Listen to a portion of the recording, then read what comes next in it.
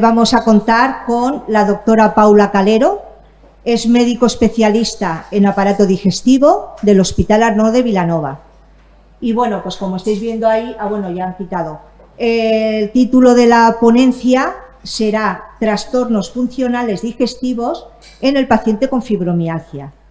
Gracias por estar todos aquí presentes en un acto que considero tan importante, porque es cierto que en las consultas normalmente tenemos muy poco tiempo para explicaros realmente qué sucede. Y si uno no entiende lo que le sucede, es difícil poner soluciones y empezar a mejorar. Hoy voy a hablar de un tema que de entrada os puede sonar un poco a chino, pero veréis conforme vaya adentrándome que son síntomas que muchos de vosotros presentáis. Son los trastornos funcionales digestivos. Ahora mejor. Vale. Bueno, ¿y qué es esto de los trastornos funcionales digestivos?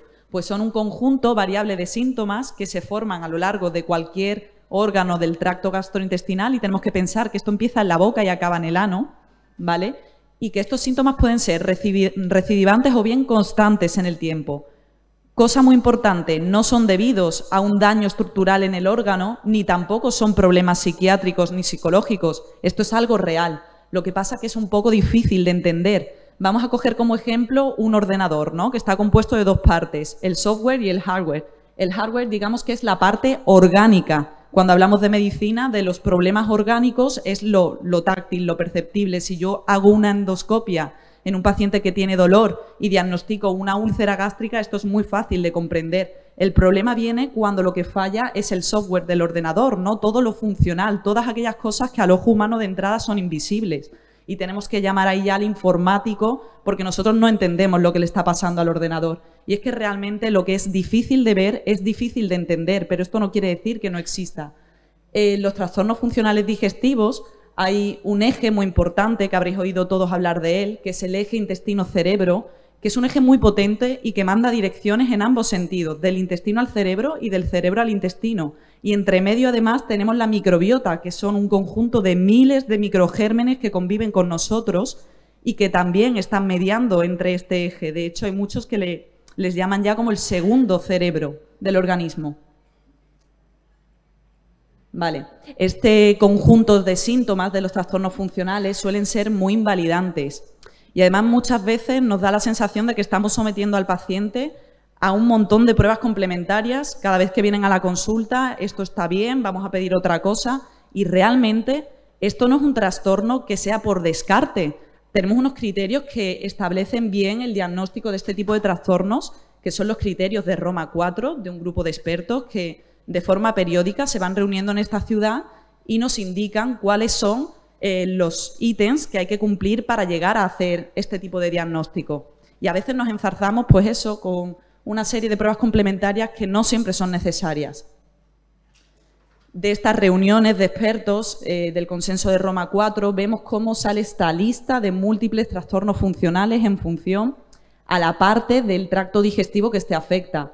He querido remarcar en rojo la dispepsia funcional y también el síndrome del intestino irritable, porque son los trastornos funcionales más presentes en el paciente con fibromialgia. Realmente a lo que voy a dedicar más tiempo en la presentación va a ser precisamente al síndrome del intestino irritable. Y bueno, ya podemos ir viendo cómo hay varios puntos en común entre estos trastornos funcionales digestivos y la fibromialgia en sí. Hemos dicho que en ambos casos los síntomas son invalidantes. Son ambos trastornos más frecuentes en la mujer respecto al hombre. En las pruebas de laboratorio, en las pruebas de imagen de entrada no va a haber grandes alteraciones, por no decir ninguna. Además, repercute mucho en la calidad de vida y en ambos el tratamiento farmacológico exclusivo es claramente insuficiente. Además, la etiología, que es la causa del trastorno, pues no se conoce de forma completa. Cuando nos metemos a intentar entender por qué ocurren estos trastornos funcionales, como ya he dicho, no hay una causa final que me consiga explicar el trastorno, sino que es un conjunto de varias alteraciones. En primer lugar, podemos ver cómo en el síndrome de intestino irritable se han descrito alteraciones en la motilidad, es decir, en el movimiento del intestino. Por otra parte, una cosa muy importante es la hipersensibilidad visceral, es decir, nuestros órganos internos son más sensibles de la cuenta a un estímulo que en una persona sana no produciría dolor.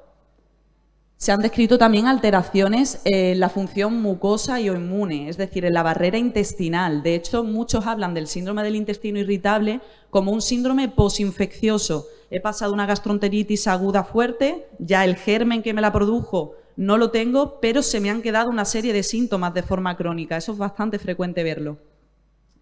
También la microbiota en este sentido, en esa barrera intestinal, juega un papel fundamental.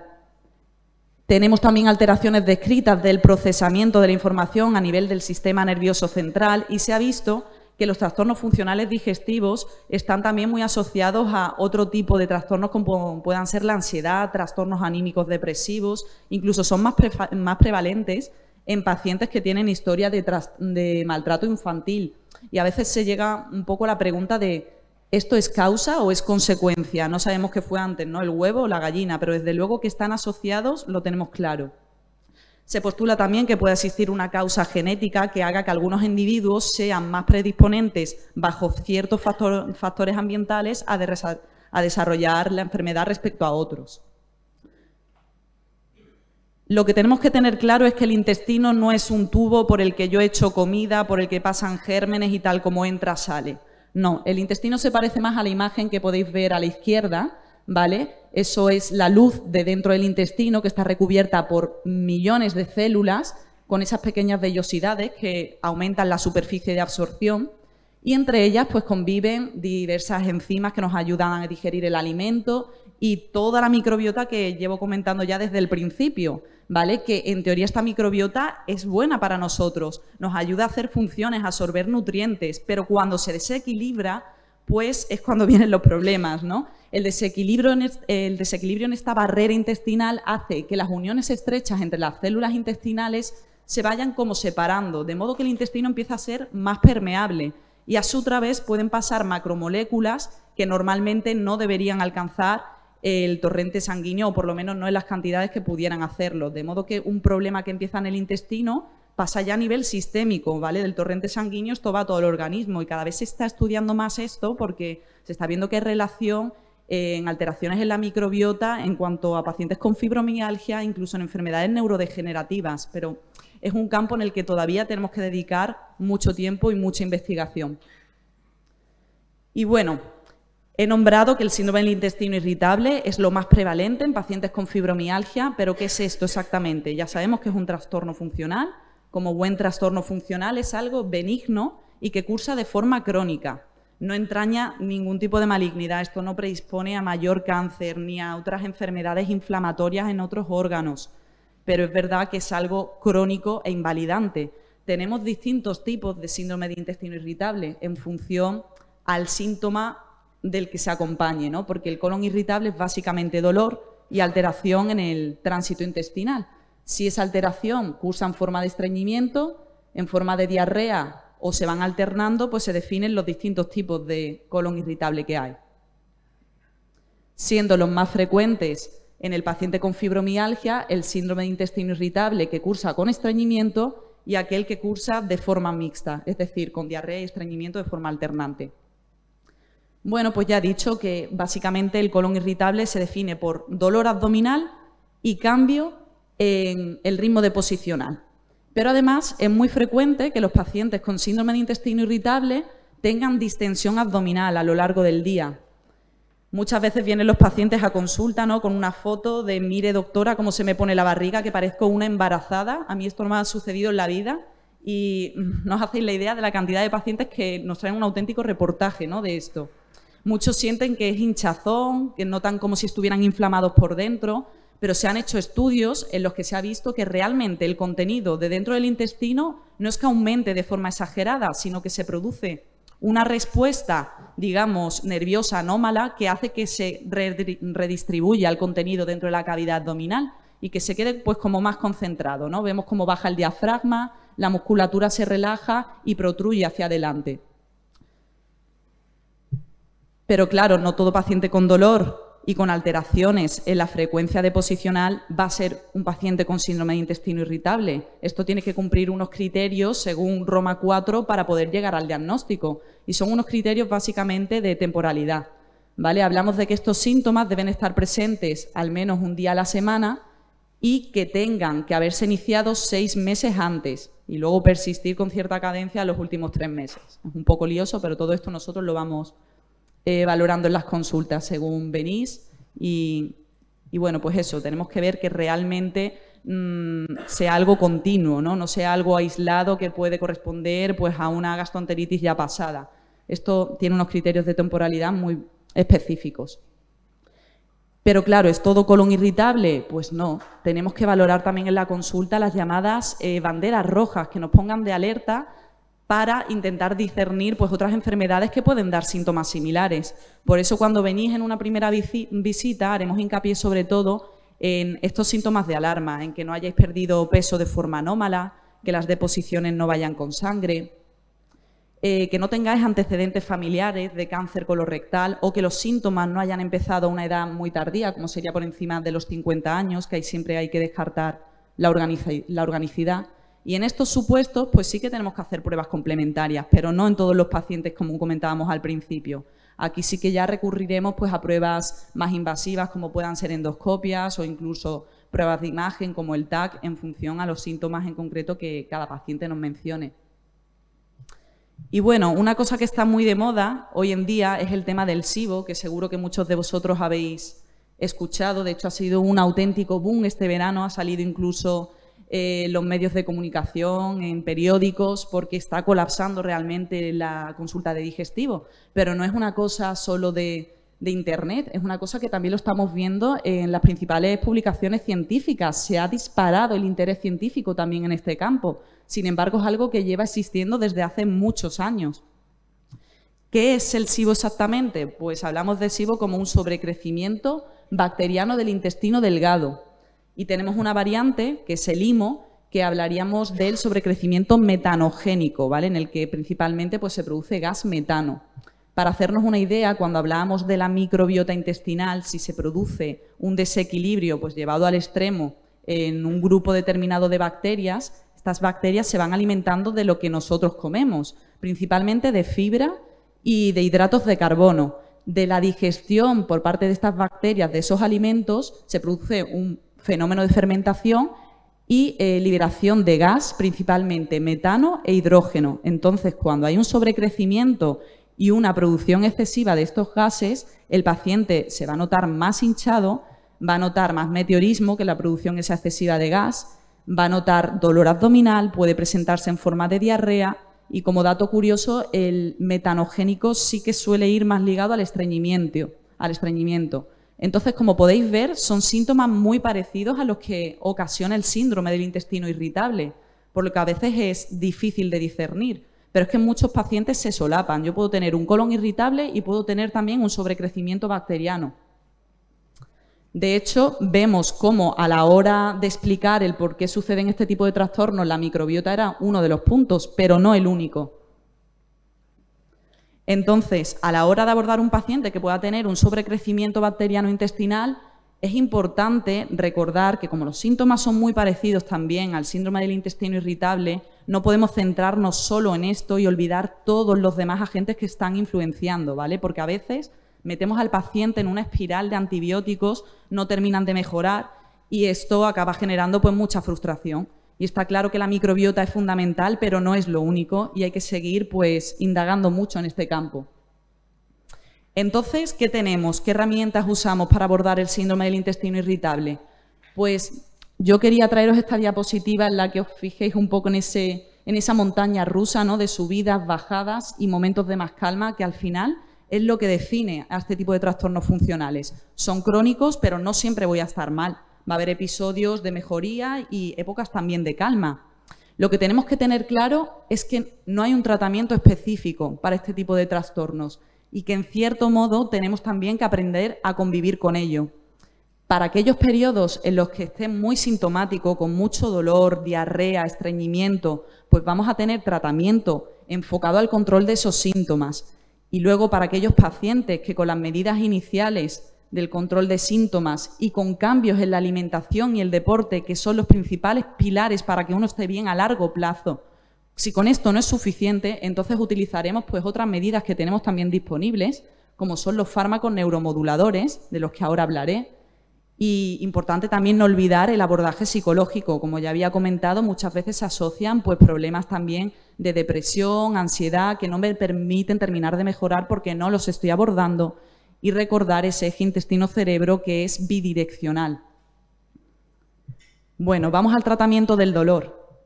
El dolor, tenemos dos grupos de fármacos para hacerle frente. Tenemos por una parte los neuromoduladores de acción periférica, es decir, los que actúan a nivel, en este caso del intestino principalmente, y aquellos que actúan a nivel del sistema nervioso central. Los de acción periférica principalmente son fármacos espasmolíticos que ayudan a romper pues, ese retortijón, ese movimiento anómalo que produce dolor de forma secundaria.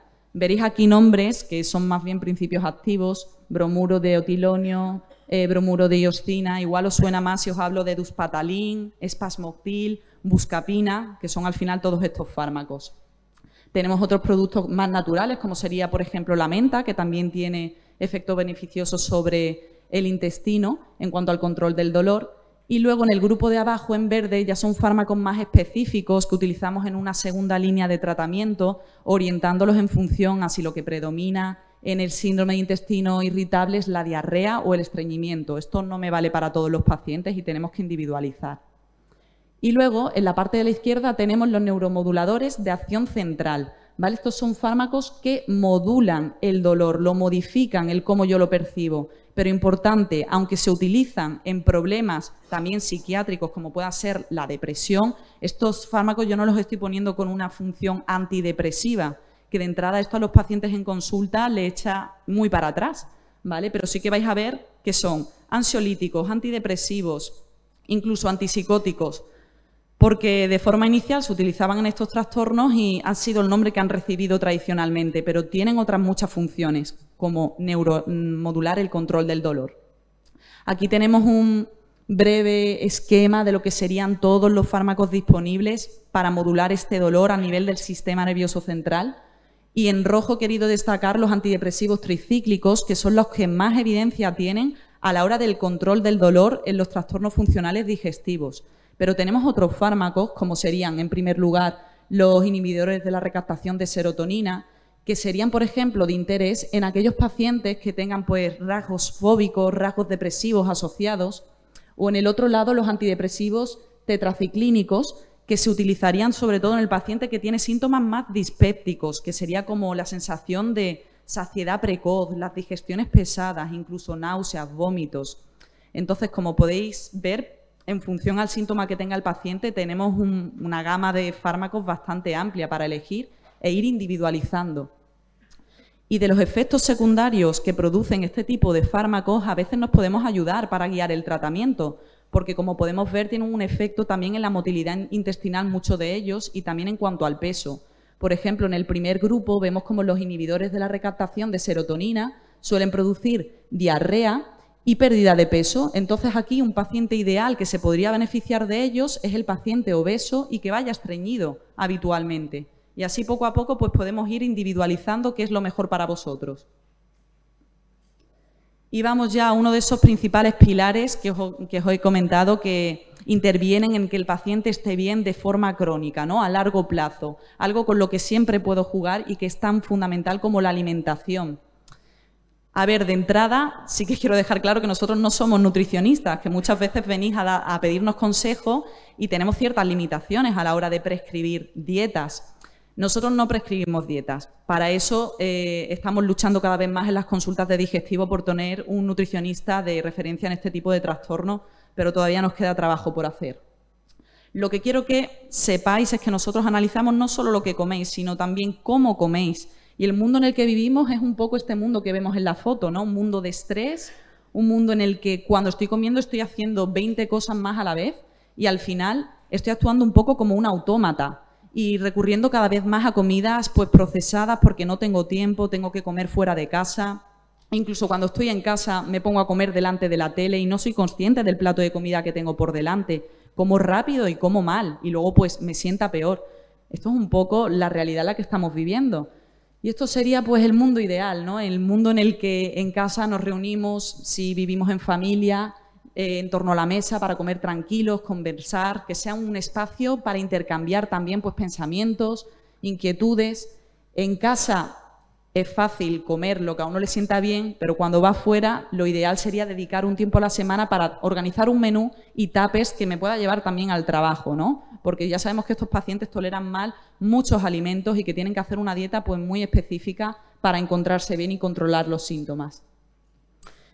¿Qué es comer sano exactamente? Hemos hablado de la dieta mediterránea por muchos especialistas, ¿no? Desde médicos cardiovasculares, digestivos. La dieta mediterránea está por todos lados, pero decirle al paciente que coma sano, que siga una dieta mediterránea, pues no es suficiente. Hay que dar un poco más de instrucciones sobre cómo tenemos que combinar los alimentos. Y para ello el grupo de Harvard, un grupo de nutricionistas expertos, diseñó esta dieta que es bastante sencilla, más que una dieta, es un plato saludable, en el que vienen las proporciones de alimentos, cómo las tenemos que repartir en cada comida, siendo el componente principal de cada comida la verdura, que debería ocupar la mitad del plato, aunque aquí también incluyen en ese pequeño trozo en rojo la fruta, ¿vale? Y verdura y fruta de cuantos más colores mejor, porque incluimos más vitaminas. En la otra mitad del plato, pues un cuarto serían los hidratos de carbono y otro cuarto pues serían las proteínas saludables. La proteína no solo viene de la carne, ¿vale? De hecho, la carne roja, procesados, tenemos que intentar evitarlo. Hay que recurrir más pues, a la proteína de origen vegetal o si comemos carne que sea procedente de aves. Y con esto, pues más o menos, si pegamos esta imagen en nuestro frigorífico, hacernos una idea de menú diario que debemos seguir. Aunque cada paciente es un mundo y esto no es extrapolable a todos, ¿vale? En función luego a alimentos que me sienten mejor o peor, iremos concretando. Así sería, ¿no? Más o menos un plato saludable, cómo quedaría en nuestro día a día. Y bueno, en el síndrome del intestino irritable ya tenemos cosas más específicas que son las dietas de exclusión, que también habréis oído hablar de ellas. La más famosa es la FODMAP, pero es verdad que es difícil de seguir a largo plazo y que no se recomienda tampoco hacer periodos muy largos porque podemos caer en déficits nutricionales. Esta sí que debe ir supervisada por un nutricionista. Luego tenemos la dieta de exclusión a la lactosa, que muchas veces nos derivan pacientes para hacerles las pruebas de intolerancia a la lactosa, pero a día de hoy, a menos que tengamos dudas, no es necesario hacer pruebas a todos los pacientes, basta con retirar la lactosa de forma parcial o completa y ver si el paciente pues, en 2 o 3 semanas ha presentado una mejoría de los síntomas. Esto es algo que de forma segura sí se puede hacer en casa sin tener que llevar una supervisión específica. Y luego la dieta de exclusión de gluten sí que tiene algo más de conflicto porque aquí estamos hablando de una posible celiaquía que a priori en los estudios de sangre nos ha salido, cuando nos lo ha hecho el médico de cabecera, la serología negativa, pero yo sin embargo noto síntomas cuando tomo gluten.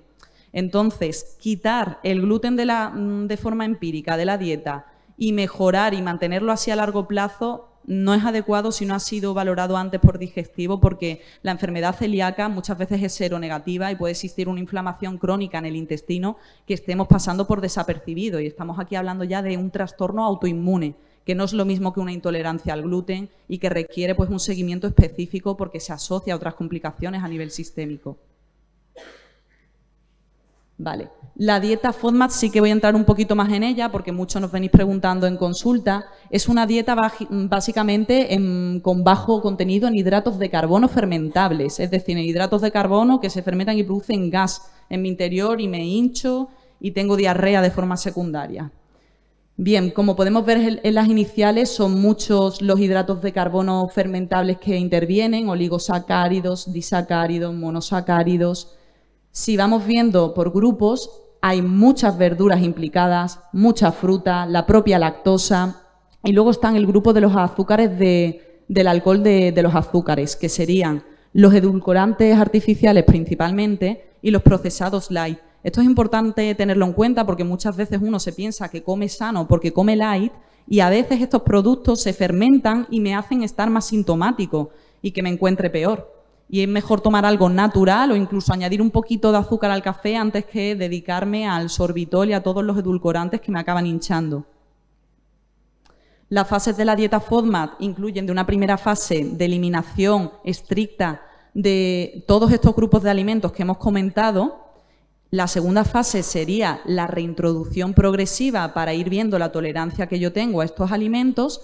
Y por último, una fase de mantenimiento en el que ya intentamos hacer pues, una dieta personalizada para saber pues, qué alimentos tolero yo mejor y peor y en qué cantidades, pero no quitar todo el grupo tan vasto de alimentos inicial, porque esto a largo plazo sí que conlleva déficits nutricionales. Y por eso insisto en que esto debería estar supervisado siempre por un nutricionista. He querido también incluir aquí la modulación de la microbiota intestinal, porque al final lo que nosotros comemos es lo que comen nuestros microorganismos que conviven con nosotros en el intestino. Y es verdad que nosotros damos desde la consulta muchas veces probióticos. Los probióticos no son más que microorganismos vivos en unas dosis que consideramos beneficiosas para nuestro intestino. Pero es verdad que sobre las dosis, cuánto mantener estos probióticos, no hay estudios bien definitorios y todavía hay que seguir haciendo investigación en este campo. Pero con los propios alimentos puedo alimentar a mi microbiota para que sea diversa y rica. Y por otra parte, ya no solo la dieta actúa como un prebiótico alimentando a esas bacterias beneficiosas, por así decirlo, ¿no?, sino que también tenemos alimentos que son probióticos, que directamente incluyen microorganismos vivos en ellos, como serían el yogur o el kéfir, que está tan de moda y que podemos ir introduciendo en nuestra alimentación para cuidar esa microbiota. Al final tenemos que tener en cuenta que somos lo que comemos, y esto es una decisión de cada uno, aunque obviamente vaya a tener que ir guiada por un especialista cuando tengamos síntomas asociados a la ingesta de determinados alimentos. Y luego ya pasamos pues al otro gran pilar que se ha demostrado que ayuda también al control de síntomas en los pacientes con trastornos funcionales, que es el deporte. El deporte es verdad que cuando lo planteamos en consulta, tiene que hacer deporte, bueno, pero ¿cómo? ¿Y cuándo? Si yo me encuentro fatal, no tengo tiempo, me duele todo. Pues es verdad que es muy difícil, y sobre todo en pacientes con fibromialgia, ¿no?, porque estáis expuestos a una fatiga extrema y a dolores generalizados que muchas veces os limitan en vuestro día a día. Pero quiero que tengáis en cuenta que el deporte, realizado de forma moderada 3 veces en semana, ha demostrado pues muchos beneficios sobre el intestino, sobre la motilidad, el vaciamiento gástrico, sobre la buena perfusión de los órganos internos. Entonces, si tiene tantos beneficios el deporte, ya no solo a nivel digestivo, sino a nivel de estado anímico, incluso me ayuda al control de la fatiga crónica, me ayuda al descanso, me ayuda a combatir el estrés, tenemos que intentar, individualizando en cada paciente y en la medida de las posibilidades por las limitaciones que tiene en estos trastornos que van con dolor, adaptar un deporte para cada paciente, ¿no? Yo muchas veces hablo pues deportes en piscina que tienen menos carga a nivel de articulaciones, pero tampoco nosotros somos prescriptores de ejercicio. De hecho, existen rehabilitadores y médicos específicos también de medicina del deporte. Sería interesante tener en estas asociaciones de pacientes, ¿no?, para guiar este tipo de tratamiento deportivo. Y bueno, en una charla que nos dieron hace poquito, precisamente un médico de medicina del deporte nos decía: no esperes a estar bien para hacer deporte, haz deporte para estar bien, porque realmente se ha demostrado que es eficaz. Y ya para finalizar, pues quiero que os llevéis esta imagen tan compleja, ¿no?, que es el síndrome del intestino irritable, en la que vamos a tener, ya hemos mencionado, dieta, estrés, neuromoduladores, trastornos también pues depresivos, de ansiedad asociados. Y que esto al fin y al cabo nos quiere decir que yo solo probablemente no voy a poder hacer frente con ello, ¿no?, que esto requiere un abordaje multidisciplinar y que todos los expertos implicados nos pongamos de acuerdo para daros consejos y ayudaros, guiaros un poco en el camino. Tenéis que saber que por vuestra parte tenéis que hacer un esfuerzo pues descomunal para mejorar, y esto es indudable, pero que con ese esfuerzo al final vamos a llegar a convivir con estos trastornos de una forma, digamos, en equilibrio, ¿vale? Es indudable que en este camino pues siempre nos acompañará gente, y esperamos estar ahí para resolver dudas y en los momentos en los que lo paséis peor. Muchas gracias por la atención.